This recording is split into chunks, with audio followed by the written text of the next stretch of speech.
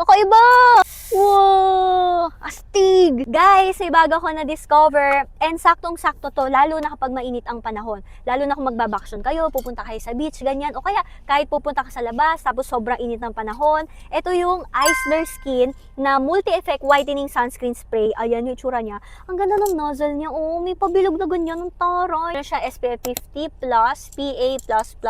So, ito ay 150 ml. Ganyan siya kalaki. Tapos, isi-shake nyo lang na ganito. Meron siyang 3 key ingredients at ito siya. At sabi, meron daw tong 8-hour sun protection. So, tatry na natin siya.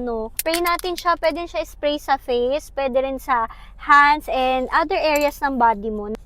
Kakaiba! Wow! Astig! Ang bango niya. So, parang pwede rin siyang pabango.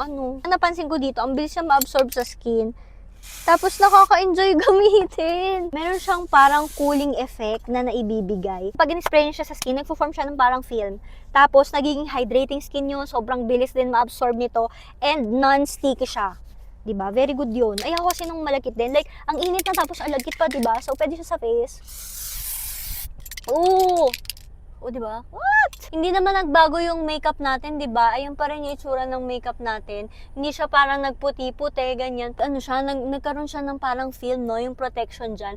Tapos parang na-hydrate pa yung face natin. Ganda, kakaiba to. Ganda din ito kasi if ever na ayaw nyo rin na naglalagay or nagpapahid ng mga sunscreen dyan sa skin nyo, spray nyo na lang. Diba? Pang-tamad levels, pero mas convenient kasi yung spray nyo na lang, diba? So, bakit ngayon ko na ito na-discover? So, lalagay ko siya dyan sa yellow basket, guys, para matry nyo.